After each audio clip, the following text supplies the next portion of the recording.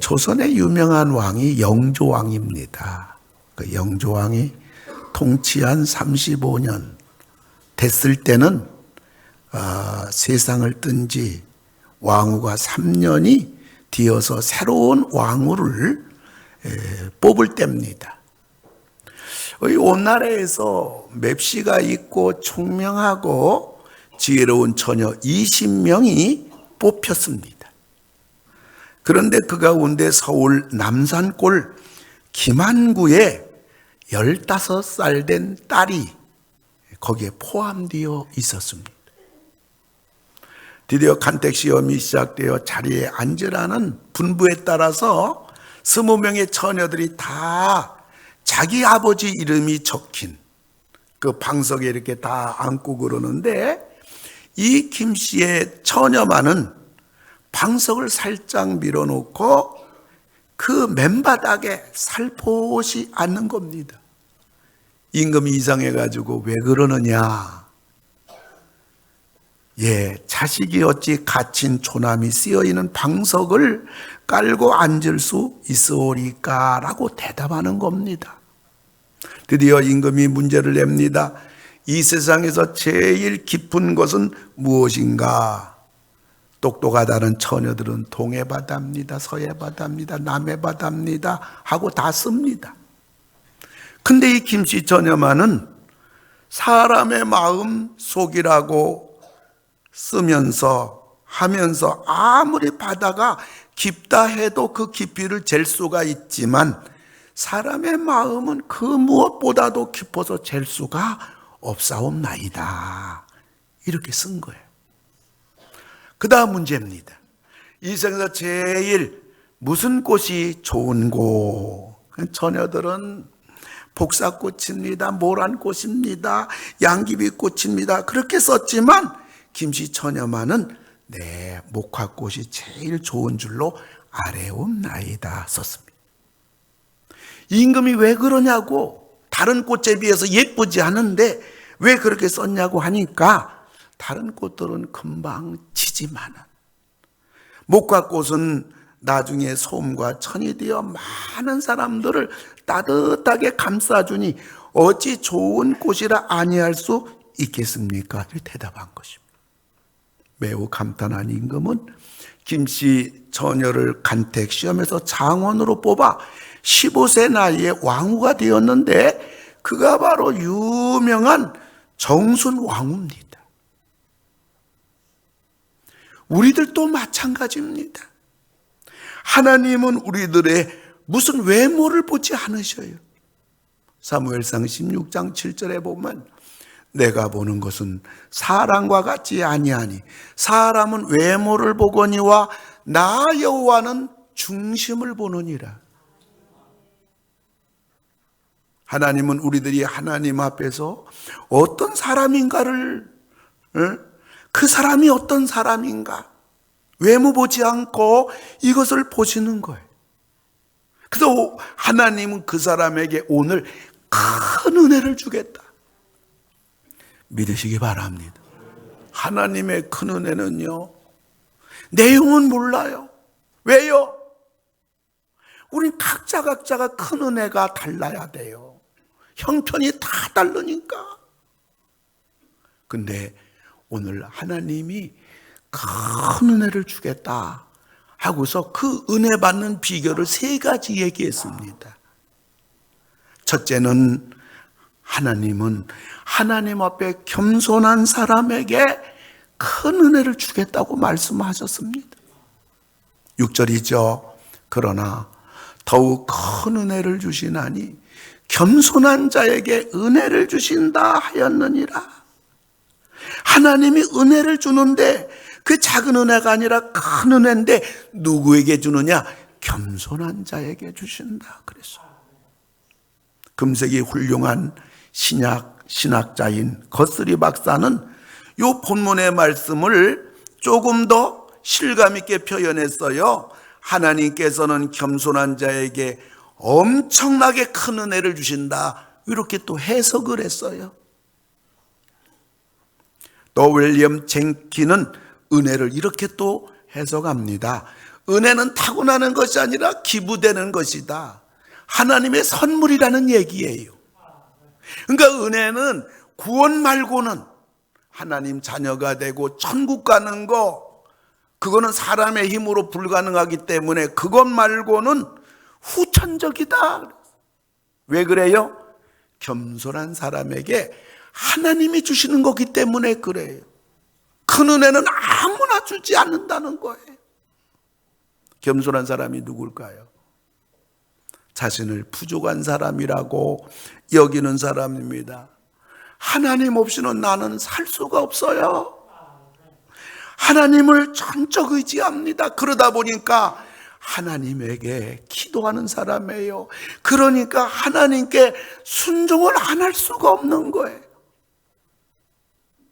여러분, 그리스도인의 겸손이라는 것은 자신을 덜 중요하게 생각하는 것이 아니라 자신을 덜 생각하는 거예요. 사람은 언제 어디서나 자기가 우선이잖아요. 자기를 우선 생각하고요. 그리고 자기 중심으로 생각하잖아요. 그러나 하나님 앞에 겸손한 사람은 자기를 덜 생각하는 사람인데 왜 그래요? 이 사람은 늘 먼저 하나님을 생각하니까. 그리고 다른 사람을 늘 생각하고 배려하다 보니까 자기에 대해서는 덜 생각하는 사람이에요. 중국 선교의 신기원을 이뤘던 허드슨 테일러 박사에게 기자가 한 가지 질문합니다. 당신은 모태똥이 통치하며 그 기독교에 대해서 그렇게 철권 통치하던 때에 어떻게 해서 영국 사람인 당신이 이 중국의 엄청난 일을 이루었습니까? 그 일하면서 혹시 교만한 생각이 든 적 없습니까? 그렇게 얄궂게 질문을 했습니다. 그러자 허드슨 테일러는 이런 말을 합니다. 나는 내가 무엇을 했다고 생각한 적이 없습니다. 오직 예수 그리스도 그분이 하신 겁니다. 이런 얘기를 했어요. 역시 큰 그릇이죠. 이래서 허드슨 테일러가 큰 일을 할 수가 있었던 겁니다. 왜요?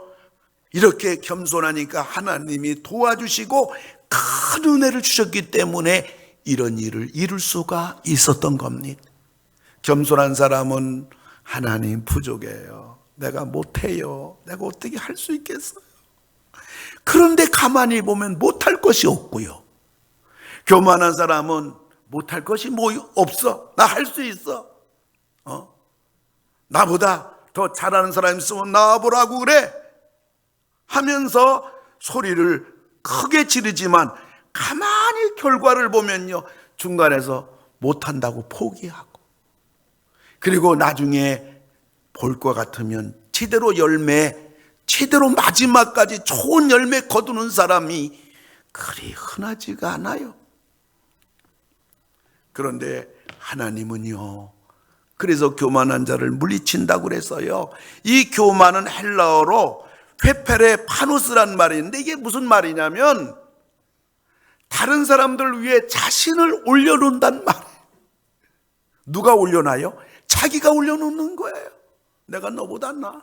내가 못한 게 어디 있어? 내가 잘났어?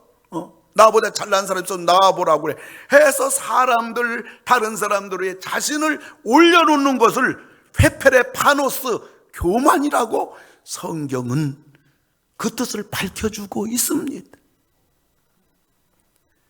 그러니 교만한 사람은 사상 누각과 같은 사람이에요. 모래 위에 누각을 씌운 사람과 같은 사람이에요. 우리 주님도 마태복음 7장에서 사람은 누구나 다 반석 위에 집을 지은 사람이 있고 모래 위에 집을 지은 사람이 있다. 근데 두 집의 차이는 뭐죠? 기초가 뭐냐는 거예요. 우리 주님이 칭찬한 반석 위에 집을 지은 사람은 기초가 하나님이에요. 그리고 자기에게 기초를 둔 사람, 이 사람 바로 모래 위에 집을 지은 사람이에요. 여러분, 평소는 모르잖아요. 살다가 보면 언젠가는 비가 옵니다. 바람이 붑니다.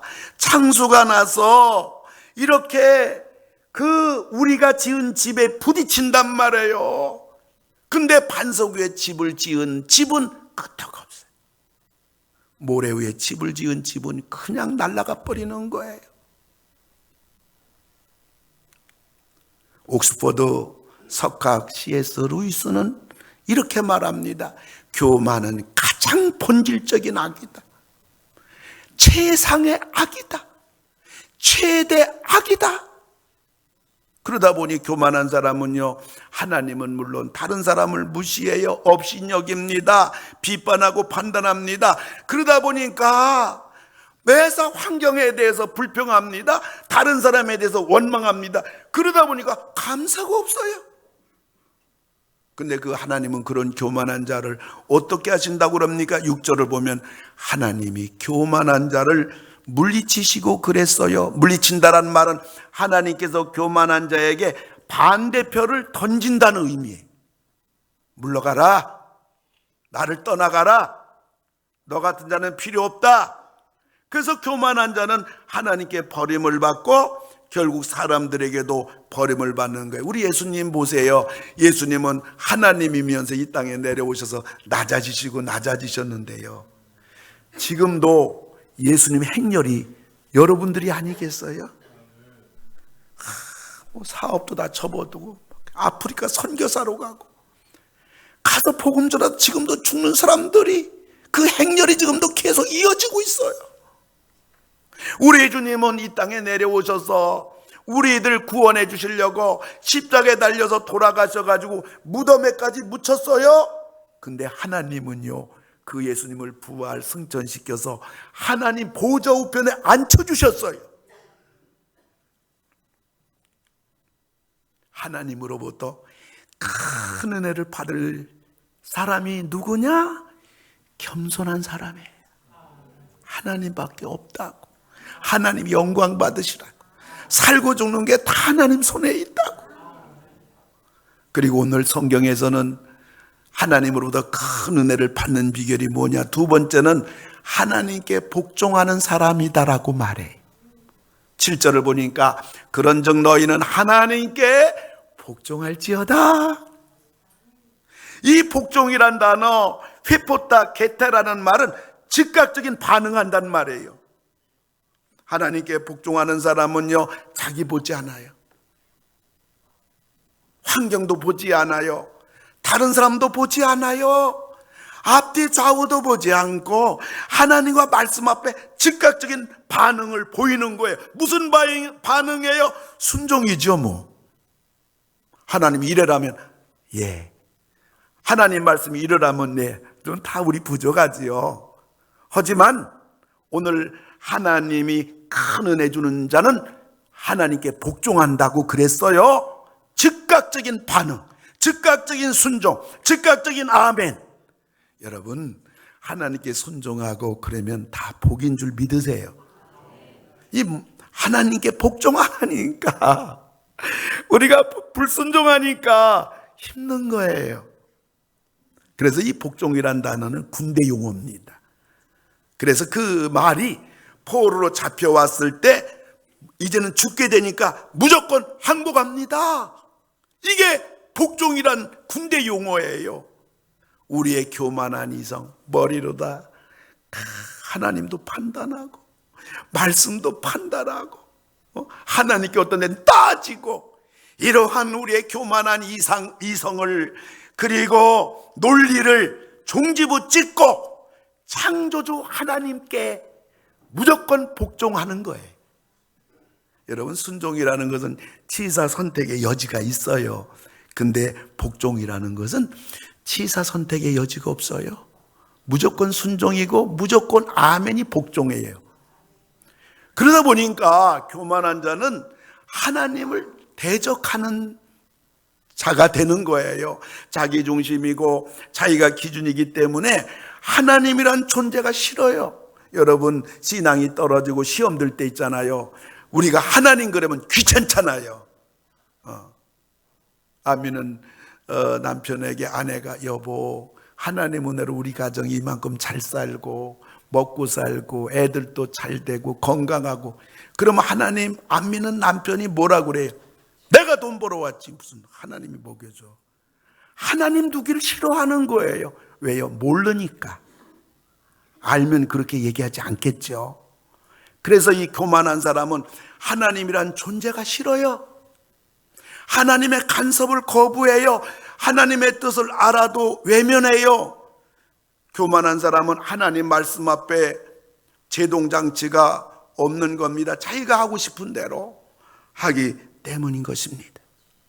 우리 1년에 노회가 2번 열려요. 4월달하고 10월달 열려요. 둘째 주에 그 노회 교회가 수십 교회 목사님, 장로님들 모여서 회의를 하는데 점심을 줘요.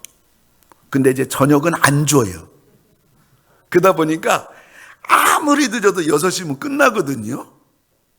근데 지난 14일 날 노회는요, 노회원 한두 명 때문에 밤 9시 반에 끝났어요. 40년 목회하면서 처음 있는 일입니다. 12시간 이상 노회를 한 수십 명의 목사님들은요, 지치고 허기지고 분노에 찬 발걸음들로 노회를 마쳤어요. 목요일 날 평창으로 목사님들 위로한다고 저도 좀 갔는데요, 몇몇 목사님들이 그러는 거예요. 목사님, 난 오늘 노회 때 그 건방진 목사를 만나도 쳐다보지 않았어요. 쳐다보고 싶지도 않았어요. 그런 얘기들을 목사님들이 하는 거예요. 여러분, 교만한 사람은 사람들이 이렇게 싫어하는 거예요. 물론 하나님도 싫어하셔요. 왜? 하나님이 대적한다고 그랬으니까.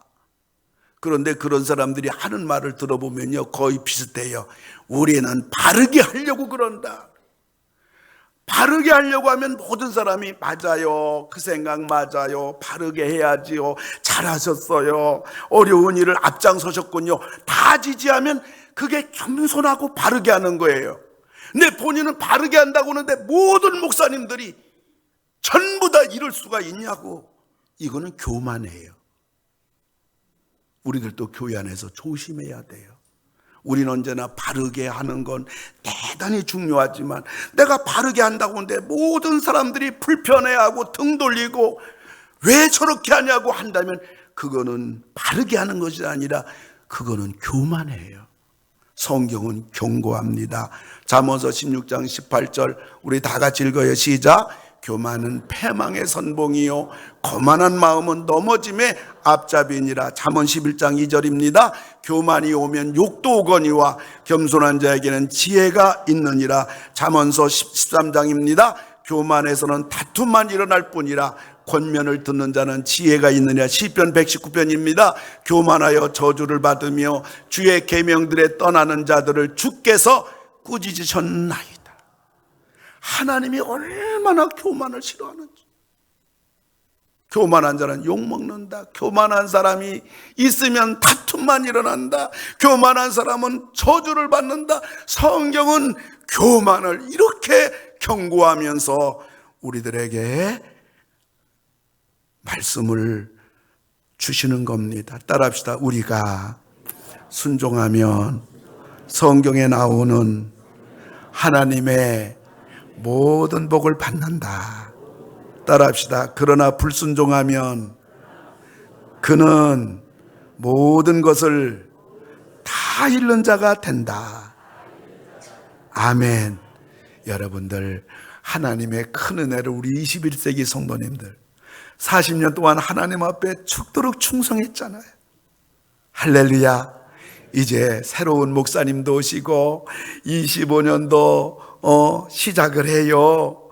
여러분들이 출발하는 중요한 전환점에 우리가 모두 하나님의 큰 은혜를 우리 교회가 받아야 되겠고, 여러분들 한 분 한 분이 그간 얼마나 충성했습니까? 얼마나 하나님 믿는데 나름대로 최선을 다했냐고요. 하나님의 큰 은혜를 한 분도 빠짐없이 다 받으시는 여러분 되기를 주의 이름으로 축원합니다. 그러기 위해서 오늘 하나님께서 누가 그 큰 은혜를 받느냐? 우리 하나님은 겸손한 사람이 받는다. 우리 하나님은 복종하는 사람에게 주겠다. 이 복을 받으시기 바랍니다. 마지막 하나님의 큰 은혜를 누가 받느냐? 하나님을 가까이 하는 사람이 받는다 그랬어요. 8절을 보면 우리가 8절 같이 읽어요. 시작. 하나님을 가까이 하라. 그러면 너희를 가까이 하시리라. 할렐루야. 하나님을 가까이 한다는 이 헬라어는 앵기조라고 그래요. 앵기조란 말은 하나님에게 엉겨 달라붙는다는 말이에요. 하나님 떨어질 수 없어요. 난 하나님 붙잡고 살 것이에요. 우리가 하나님을 가까이 하면 하나님은 어떻게 해주시는가? 8절을 보면 하나님을 가까이 하라. 그리하면 너희를 가까이 하시리라. 하나님도 우리를 가까이 해주시겠다는 겁니다. 그러면서 야고보는 벼랑간 마귀를 등장시켜요. 7절인데 7절 마귀를 대적하라. 그리하면 너희를 피하리라. 이 대적하란 말은 마귀에 대해서 무조건 반대자로 서라는 말이에요. 이런지하에 거절하는 말이에요.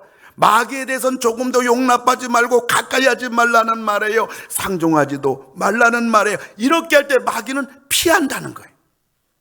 마귀는 우리를 포기한다는 거예요. 왜요? 재미를 보지 못하니까.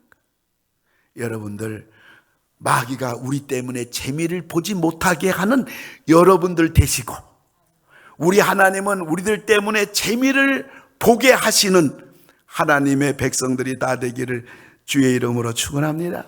마귀는 우리가 계속 오지 않겠어요? 그럴 때마다 우리는 마귀에게 틈을 주지 말고 순간순간 거부하며 대적해야 됩니다. 여러분, 하와는요, 마귀가 가까이 왔을 때 상종하고 대화하고 마귀 말 듣다가 온 인류를 우리 모두 죄인으로 만들어 버렸어요. 예수님 아니면 우린 그대로 다 지옥 갈 사람들인데 성령이 오셔서 우리를 거듭나게 하심으로 예수님을 주라 부르게 하심으로 인하여 누구든지 주의 이름 부르는 자는 구원을 받으리라. 하나님 자녀가 됐어요. 구원받게 됐어요. 롯은요, 그 마귀 소굴로 소돔 고모라 성으로 들어갔어요. 그래서 내가 저기 가서 돈 많이 벌고 내가 소돔 고모라 성에 가서 큰 부자가 되고 성공해야겠다. 그리고 들어가서 소위 롯은요 최선 다해서 그 외지에 들어가 가지고 재판관까지 되었어요. 성문에서 성공했어요. 명예도 획득하고요, 엄청난 재산도 모았어요. 그런데 결과는 뭡니까? 맨몸으로 도망왔잖아요. 그 재산 다 어떻게 됐어요? 전부 불탔잖아요. 아내는 어떻게 됐어요? 소금기둥 됐잖아요. 두 딸은 어떻게 됐어요? 장녀가 됐잖아요. 자기는 어떻게 됐어요? 모압과 암몬이라는 저주의 조상이 됐어요. 여러분, 하나님을 가까이 하는 것이 복인 줄로 믿으시기 바랍니다. 여러분, 지구에서 제일 추운 곳이 어디입니까? 북극 아니에요? 남극 아닙니까? 북극에 가까운 지역일수록 더 추워지잖아요. 북극은 늘 땅이 얼어붙어 있잖아요. 이유가 뭡니까? 태양에서 멀리 떨어져 있으니까. 동물도 식물도 살 수 없는 북극이 되고 남극이 된 거예요. 여러분, 우리가 하나님과 멀어지게 되면요, 우리 인생은 북극 인생이 되는 거예요. 날마다 하나님을 가까이 함으로 인하여 거기에 산천초목이 피어나고 열매가 주렁주렁 열리고, 할렐루야, 하나님의 영광이 선포되고 하나님의 많은 복을 받으시는 여러분 되기를 주의 이름으로 축원을 드립니다. 오늘 결론을 마지막 10절에서 한마디로 얘기합니다. 우리 10절을 같이 읽어요. 시작. 주 앞에서 낮추라. 그리하면 주께서 너희를 높이시리라. 아멘. 주 앞에서 낮추라. 하나님 앞에서 낮춰봐라. 그러면 주께서 너를 높여주리라. 우리가 할 일은 우리를 낮추는 거예요. 하나님이 할 일은 우리를 높여주는 거예요. 반대로 우리가 자꾸 우리를 높이는 일을 하면요, 하나님은 반드시 우리를 낮추는 일을 하실 거란 말이에요. 미국의 유명한 부흥전도자 무디는 이렇게 말합니다. 짐을 가볍게 실은 배는 물에서 높이 뜬다. 짐을 무겁게 실은 배는 물에서 높이 뜨지 않는다. 은혜가 많을수록 그 사람은 겸손해진다 그랬어요. 영어로 겸손을 humility라고 그래요. 겸손이 뭐냐? humility. 그래요? 근데 그 humility의 어원이 뭐냐? 그게 흙이에요. humus. 그 흙이에요. 겸손의 어원은 흙입니다. 근데 그 흙에서 인간이란 단어가 나와서 human. 이처럼 인간은 흙에서 나온 존재입니다. 그래서 사람이 죽으면 흙이 되는 거예요. 사회에서는 금수저, 흙수저 합니다. 여러분 사회에서 금수저가 어디 있어요? 뭐 부모로 인해서 재산을 많이 받고요, 부모의 후광을 입고요. 여러분들 그 가운데 몇 자녀나 제대로 생활하고 건강한 가정을 꾸미고, 그리고 사람에게 존경받는 사람이 10 금수저 자녀 가운데 몇 명 됩니까? 한 명 찾기 어려워요. 여러분들 세상에 금수저가 어디 있어요? 금수저라면요 자녀까지 잘 돼야 되는데 말이죠. 인생은요, 성경은요 금수저라고 말한 적이 없고 인생은 흙수저다, 이렇게 성경은 말하고 있는 거예요. 여러분, 흙과 같은 우리 인생인데요, 우리가 좋은 흙일수록 무엇이든지 잘 받아들이고 풍성한 열매 맺잖아요. 거기다 콩 심든지 팥 심든지 고구마 심든지 감자 심든지 아멘 할 때까지 계속 할 겁니다. 뭘 심든지 좋은 흙은요 잘 받아들이고 열매를 주렁주렁 맺어요. 19세기 크리스찬 문학가 펄봉 여사는요 겸손한 마음을 대지의 마음이다, 그렇게 말했습니다. 대지는 모든 걸 수용하고 땅은 받아들이는 거 아니에요? 그리고 열매를 맺는 거 아니에요? 그러므로 겸손할수록 수용을 잘하고 교만할수록 거부를 잘합니다. 겸손할수록 감사를 잘하고 교만할수록 불평을 잘합니다. 그래서 겸손한 자는 30배, 60배, 100배의 결실을 맺는 겁니다. 교만한 자일수록 돌짝밭 같고 가시덤불과 같은 땅이 돼서 열매를 맺을 수가 없는 것이에요. 원하기는 우리들이 하나님으로부터 큰 은혜를 받는 여러분들 다 되기를 오른손 들고 아멘 합시다. 오른손 들고 아멘 합시다. 오른손 들고 아멘 합시다. 부모에게 물려받은 거 없어요. 그렇다고 뭐 세상에 석박사도 아니에요. 세상에 무슨 권세도 없다고요. 우린 다 그만한 서민입니다. 힘겹게 이 삶 속에서 우리가 무너지지 않고 포기하지 않고 버티려고 땀 흘리며 살아가는 우리들입니다. 하지만 오늘 하나님께서 약속했어요. 내가 큰 은혜를 주겠다. 약속했어요. 하나님 말씀은 정확하잖아요. 어떤 사람에게 큰 은혜를 주겠냐고 하냐? 하나님 앞에, 주 앞에서 낮추는 사람, 하나님 앞에 정말 겸손해서 자기를 보지 않고 하나님만 보고 하나님만 의지하고 하나님께 기도하면서 하나님 나 좀 도와주세요, 살려주세요, 치료해주세요, 해결해주세요, 나를 붙잡아주세요, 우리 가정, 우리 자녀 하나님 도와주세요. 하나님 앞에 겸손한 사람, 그리고 부족하지만 하나님 제가 순종할게요, 제가 복종할게요, 하나님 말씀대로 살게요, 이렇게 우리들이 마음 상태가 순한 마음, 착하고 좋은 마음, 그러한 복종하는 사람, 그리고 날마다 하나님 가까이 하는 사람에게 큰 은혜를 주겠다 해서 하나님으로부터 큰 은혜를 받으셔서 여러분들 삶이, 가정이 날마다 그 은혜 속에 살아가시는, 그래서 감사가 있고 찬양이 있고 간증이 있고 그런 복된 여러분들 다 되기를 주님의 이름으로 축원합니다. 우리 다 같이 한번 그래서 일어서실까요? 하나님 앞에 기도할 때요, 참 우리들이 많이 아는 내용이고 들은 내용이지만 또 그러다 보니까 이것이 십상해지고 그저 이것이 우리 심령 속에 도전이 되지 않고 그냥 흘러 지나가는 일들이 있을 수가 있어요. 그러나 오늘 다시 한번 하나님 앞에서 이것이 보통 극과 같은 말씀이기 때문에 우리들이 하나님께로 유턴하고 하나님 앞에 겸손하고 하나님께 복종하고 하나님만 가까이 하는 그래서 큰 은혜, 나는 못하지만, 나는 부족하지만, 나는 불가능하지만, 나는 몸이 병들었지만은 하나님의 큰 은혜가 임하게 하소서. 치료해 주시옵소서. 해결해 주시옵소서. 도와주시옵소서. 나도 웃고 살게 해주시옵소서. 나도 간증할 수 있게 해주시옵소서. 오늘 이 약속이 아니겠습니까? 하나님 앞에 오늘 주신 말씀 생각하면서 우리 다 같이 각자가 진실한 기도를 하나님 앞에 드리겠습니다. 할렐루야. 고마우신 아버지 하나님 기도합니다.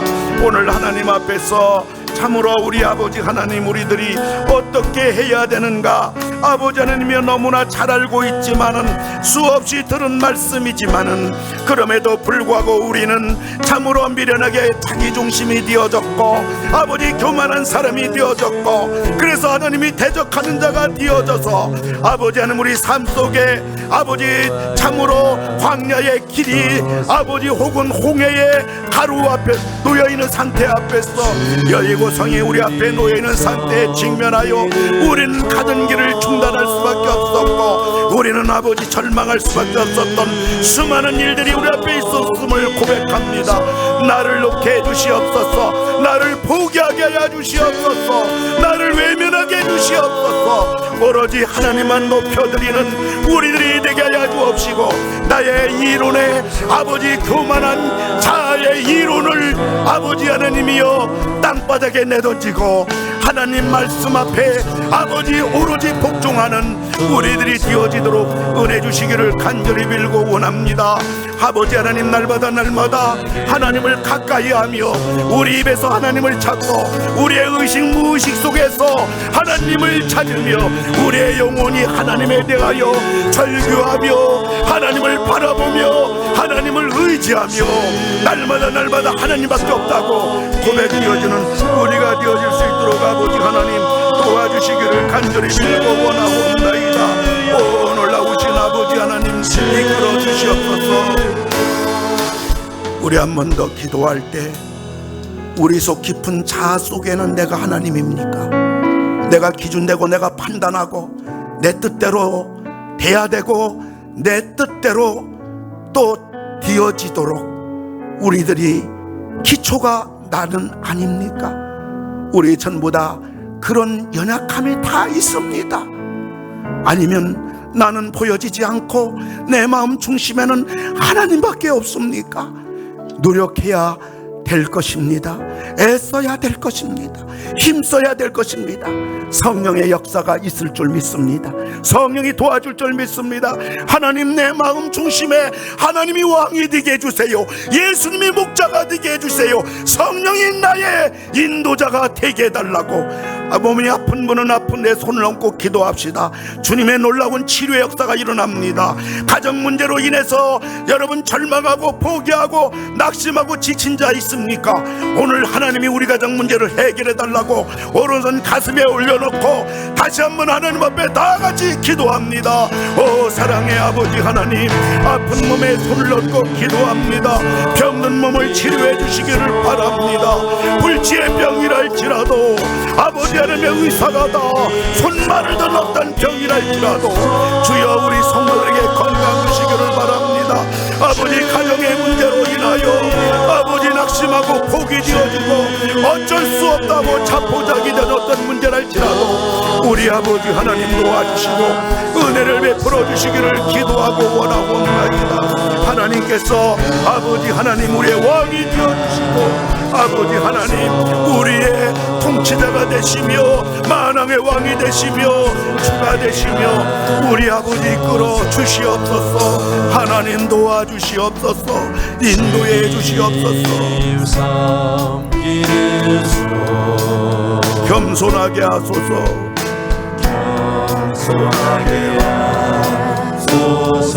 주님 전하는 입술 기도하게 하소서.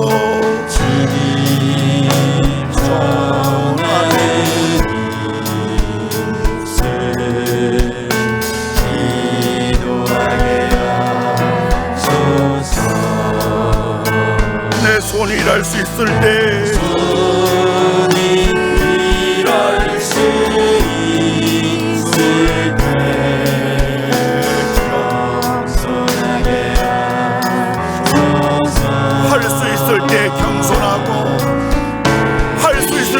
기도하고 말할 수 있을 때 기도하게 하소서. 우리 하나님 앞에 두 손 들고 항복하는 마음 가지고 하나님의 큰 은혜가 필요합니다. 이 어두운 때에 살아갈 수는 힘이 필요합니다. 아버지 하나님, 사람의 힘으로 감당할 수 없을 때에 하나님의 큰 은혜가 나에게 필요합니다. 우리 가정에 필요합니다. 도와주시옵소서.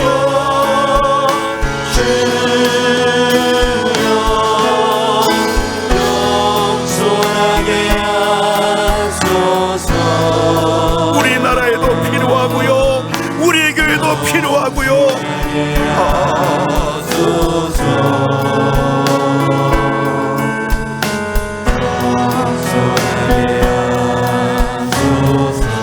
주님 섬기는 손 순종하게 하소서. 주님 섬기는 손 순종하게 하소서. 주여 도와주시옵소서.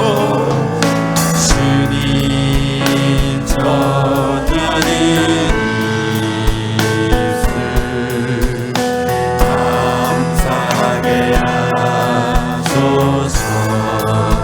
내 손이 일할 수 있을 때 손이 날 수 있을 때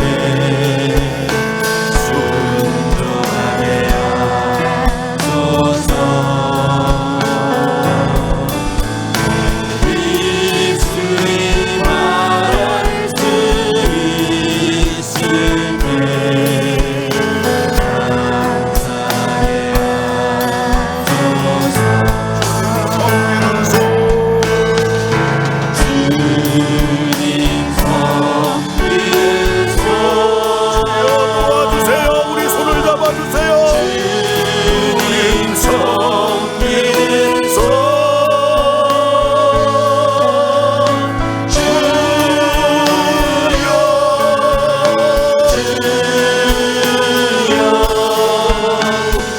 순종하게 하소서.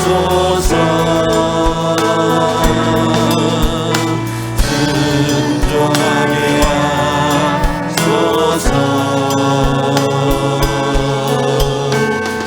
순종하게 하소서. 주님 섬기는 손, 주님 섬기는 손 겸손하게 하소서. 주님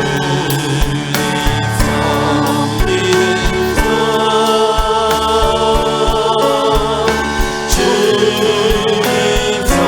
겸손하게 하소서.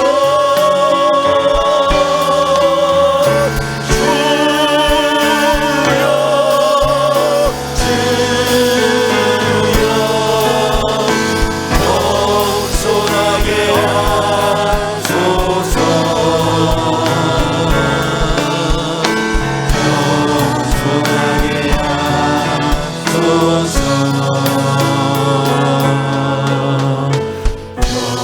겸손하게 하소서. 하나님, 정치인들은 정치인대로 싸우고 사회는 각계각층에서 싸우고 가정에서는 부부끼리 싸우고 자녀끼리 싸우고 교회 안에서는 성도들끼리 싸우고 오늘 하나님 말씀 앞에서 오늘 겸손한 사람이 되라. 좀 복종하는 사람이 되라. 하나님만을 좀 가까이 하는 사람이 되라. 내가 너를 들어 쓰겠다. 내가 너를 높여주겠다. 내가 해결해주겠다. 내가 치료해주겠다. 내가 큰 은혜 주겠다. 확실하게 하나님이 오늘 약속을 받았나이다. 이 하늘과 땅에 움직이는 하나님의 이 놀라운 역사와 은혜와 기적과 하나님의 일하심에 또 놓쳐버리고 지금까지 살아온 생처럼 고아와 같이 혼자 사는 것처럼 고달프게 광야 생활을 하는 우리들 되지 않게 하시고 하나님과 더불어 나 하나가 함께 나갈 때에 나 때문에 가정이 달라지고, 나 때문에 교회가 달라지고, 나 때문에 내 주변 환경만큼은 새롭게 만들어가는 능력 있는, 생명력 있는 믿음의 용사들이 되라고 행위 복음을 전하는 야고보는 오늘 적극적으로 우리에게 강력하게 권고하고 있습니다. 오늘 이 자리에 서게 하여 주시옵소서. 이 길을 가게 해 주시옵소서. 나도 기적을 체험하게 하시고, 나도 살아계신 하나님을 만나게 하시고, 나도 하나님이 높여주는 그 은혜의 영광을 맛보며 또 한 번 겸손의 자리에 갈 체험과 용기가 있게 하여 주시옵소서. 이제 나를 보지 않게 하시고 하나님만 보게 하시고, 내 능력을 앞세우지 말고 하나님의 능력을 믿고 그 줄기를 따라가는, 줄을 똑바로 서는 우리 21세기 모든 성도님들 되게 해 주시옵소서. 주님 은혜 사랑 감사하옵고 예수님 이름으로 기도하옵나이다. 아멘. 이제는 가장 큰 하나님의 은혜, 하나님이 되시는 그 영광을, 그 큰 은혜를 우리에게 실제로 몸소 보여주시고 그 길 걸어가신 우리 주 예수 그리스도의 은혜와 예수님을 통하여 구원받은 우리들도 예수님을 통하여 동일하게 오늘도 여전히 약속하시는 하나님의 그 크신 사랑하심과 우린 못하지만, 부족하지만 넉넉히 그 길을 갈 수 있도록 감동, 감화, 능력, 승리케 하시는 성령님 함께 하심이 오늘 하나님의 큰 은혜를 받는 비결을 말씀을 통해 확실하게 배우고 간직하고 돌아가는 모든 성도님들 위해 병상에서, 그리고 어쩔 수 없는 상황 속에 영상 예배드리는 21세기, 그리고 그 외 모든 성도들 위해 이제로부터 영원토록 함께 하실지어다. 아멘.